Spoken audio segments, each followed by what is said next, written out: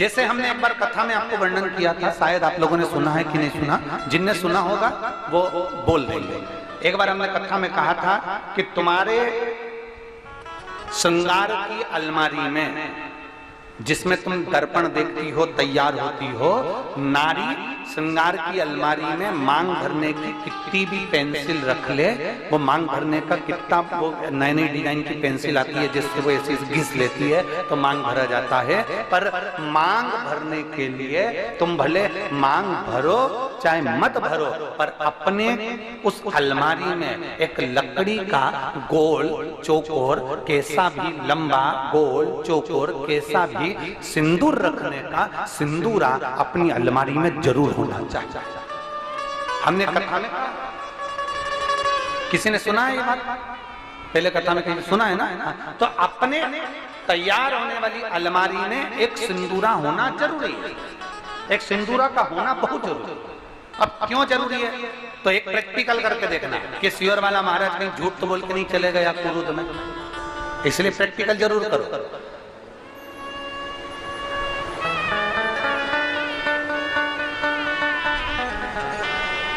जहां पति पत्नी में आपस में झगड़ा हो रहा हो, बहुत क्लेश रहता हो, बहुत ज्यादा, दोनों एक दूसरे का मुंह देखना पसंद ना करते, दोनों एक दूसरे के सामने ना आए, इतना क्रोध जिस पति पत्नी के आपस में रहता हो, अगर पत्नी एक सिंदूरा अगर शंकर जी के मंदिर से पार्वती जी को टच कर कर, पार्वती जी का स्पर्श कराकर सिंदूर उसमें भरकर उस सिंदूरे को अगर अपनी अलमारी में रख लेती है, जहां तैयार होती है उस अलमारी में रख ले, और भले वो मांग में लगा रही कि ना लगा रही, थोड़ा बहुत भी लगाया तो ठीक है, ना लगाए तो अलमारी में अगर रख भी ले, 20-22 दिन के अंदर हमको पत्र लिखकर बताना कि उसकी लड़ाई झगड़ा कम हुआ कि नहीं हुआ, उसका आपस में मेल बढ़ा कि नहीं। उस सिंदूरे का इतना महत्व, उस सिंदूरे का इतना महत्व है कि वो सिंदूरा प्रेम को आकर्षित करता है। और गौरी शंकर शिव महापुराण की कथा चल रही है, जरा ध्यान दीजिए गौरी शंकर शिव पुराण का, आप लोगों का स्मरण है। पार्वती जी गौरी हैं, शिव शंकर के साथ विराजी, ध्यान दें। कहते हैं जब मेरे देव अधिदेव महादेव और माता पार्वती दोनों प्रसन्न चित्त में होते हैं, दोनों प्रसन्न में होते हैं, तब कहते हैं जैसे गंगा शंकर की जटा से बहती है, मेरे शंकर पार्वती जब जनमानस पर कृपा करते हैं और कोई शिव की भक्ति में डूबा होता है तो शंकर और पार्वती भी अमृत की वर्षा करते ही हैं,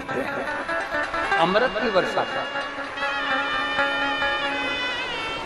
शिव भक्ति में आप डूबे, शंकर की भक्ति में आप डूबे, शंकर की आराधना में आप डूबे, शिव की भक्ति में आप डूबे, शंकर की गुणगान में आप डूबे हैं, तो शंकर पार्वती कृपा करेंगे ही, गौरी शंकर कृपा करेंगे ही।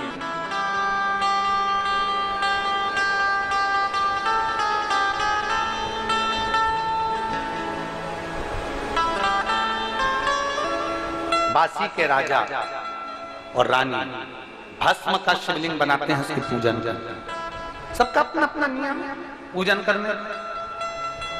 गौरानी भरती है, मांग में सिंदूरा लेते हैं, उसका प्रतिदिन का नियम था, मांग में सिंदूरा लेने का प्रतिदिन का नियम। एक बार बासी के राजा वन में भ्रमण करने के लिए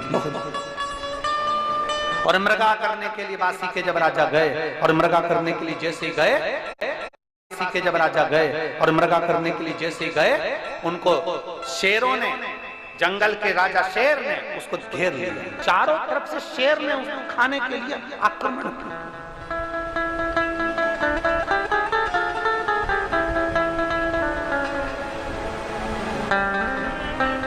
चारों तरफ से जब शेरों ने घेर लिया, शेर ने घेरा,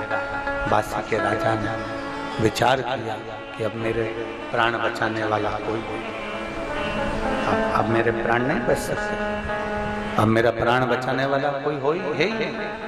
अब मेरे प्राण नहीं दे सकते, अब मेरे प्राण नहीं बच पाएंगे। रानी बैठी हुई थी, उसका मन विचलित हो गया, रानी का मन विचलित हुआ, और रानी का जब मन विचलित हुआ, आज ऐसा लग रहा है रानी को कि मेरे राजा का कहीं आहित होने वाला। शंकर की आराधना करने वाली अर्धांगिनी, शिव को जल चढ़ाने वाली नारी, शंकर को जल चढ़ाने वाला पुरुष, शंकर को जल चढ़ाने वाली बेटी, शंकर को जल चढ़ाने वाली माता, शंकर को जल चढ़ाने वाला बेटा, शंकर को जल चढ़ाने वाला व्यक्ति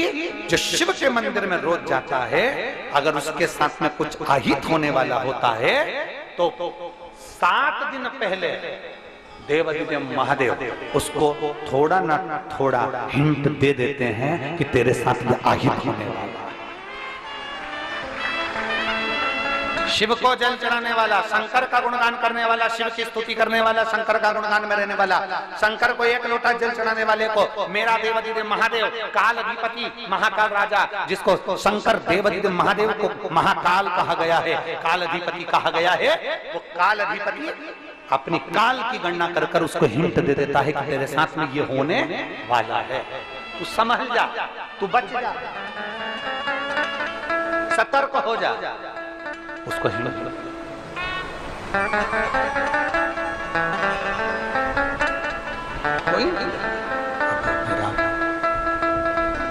जैसे बासी का राजा जंगल में जैसे ही फंसा, बासी का राजा जैसे जंगल में फंसा, चारों तरफ से शेरों ने जैसे घेर लिया तो उसकी धर्म पत्नी को मन में बेचैनी हुई। अब मन में बेचैनी हुई तो धर्म पत्नी ने सोचा मुझे ऐसा क्यों लग रहा है कि मेरा पति कहीं उलझा हुआ, मुझे क्यों ऐसा महसूस हो रहा है कि मेरा पति कहीं फंस गया, मुझे क्यों ऐसा लग रहा है कि मेरा पति कहीं उलझा है, परंतु करूं क्या। बासी के राजा की धर्म पत्नी ने विचार करा मैं कर क्या सकती हूं, क्योंकि मेरा जो धर्म से मेरा रजस्वला और रजो धर्म नारी शंकर के मंदिर में जल चढ़ाने नहीं जाती, रजस्वला नारी भगवान शिव के मंदिर में पूजन करने नहीं जाती। अब मैं रजस्वला नारी, मैं भगवान शंकर के करीब में कैसे जाऊं, मैं शंकर की आराधना कैसे करूं, मेरे पति का क्या होगा, क्या करा जाए, कैसे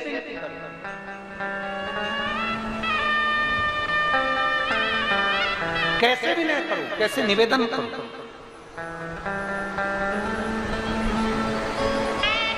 और बासी के राजा की रानी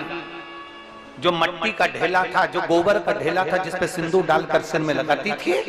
उस गौरी के पास में पहुंच गई। उसको हमारे यहाँ गौरी कहा गया, उसको हमारे यहाँ पार्वती कहा गया। सिंदूरा जो होता है, लकड़ी का जो सिंदूरा होता है जिसमें सिंदूर भरा होता है, जो मांग में दिया जाता है, उस सिंदूरे को हमारे यहाँ पार्वती की गणना करी गई है। उस सिंदूरे को हमारे यहाँ गौरी कहा गया, उस सिंदूरे को हमारे यहाँ पार्वती की गणना, उस सिंदूरे को सती कहा गया, उस सिंदूरे को पार्वती का स्वरूप कहा गया, उस सिंदूरे को गौरा कहा गया, उस सिंदूरे को गौरी कहा गया। कहते हैं 64 योगनियों में जो बल होता है, 64 योगनियों में जो बल होता है, वो बल लकड़ी के सिंदूरे में, जिसमें सिंदूर रखा होता है, उस सिंदूरे में 64 योगनियों के बल के बराबर बल होता है। कितना बल है आप जरा विचार करिएगा मेरी कुरुत की माताओं, और जितनी आस्था चैनल पर कथा सुन रही हैं मेरी जीजियों, जरा विचार करना, एक सिंदूरे में सिंदूर है तो उसमें 64 योगनियों का बल है। अगर उस सिंदूरे के सिंदूर को विवाहिता नारी अपने मांग में भरकर निकल जाए तो किसी के माई के लाल में दम नहीं कि तुम्हारे ऊपर आंख उठाकर देखे।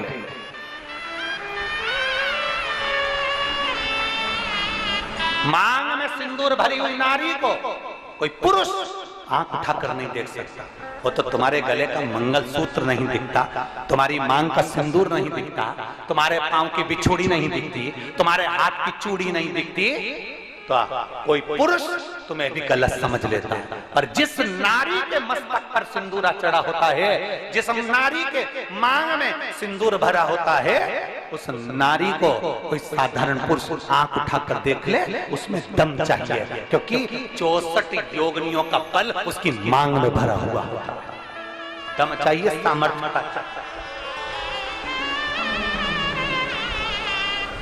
आजकल की माताओं को तो सिंदूर लगाने में शर्म आता है, पर किसी कुरूद से भी छोटे गांव में जाकर देखना, छत्तीसगढ़ के छोटे से छोटे गांव में जाकर देखना, उत्तर प्रदेश के छोटे से छोटे गांव में जाकर देखना, बिहार के एक छोटे से छोटे गांव में जाकर देखना, मध्य प्रदेश के छोटे से छोटे गांव में जाकर देखिए, गुजरात के एक छोटे से छोटे गांव में जाकर देखिए, झारखंड के एक छोटे से छोटे गांव में जाकर देखिए, वहां की छोटे से छोटे गांव की माताएं अगर काम करने, तगाड़ी उठाने भी जाती हैं, मेहनत करने भी जाती हैं, तो मांग में सिंदूर भर कर जाती है। मांग में सिंदूर भरा होता है, उनकी मांग में सिंदूर भरा, बल दे रहा। गौरी शंकर, कौन सी कथा सुन रहे हो? जम के बोलो, जरा जम के। गौरी शंकर,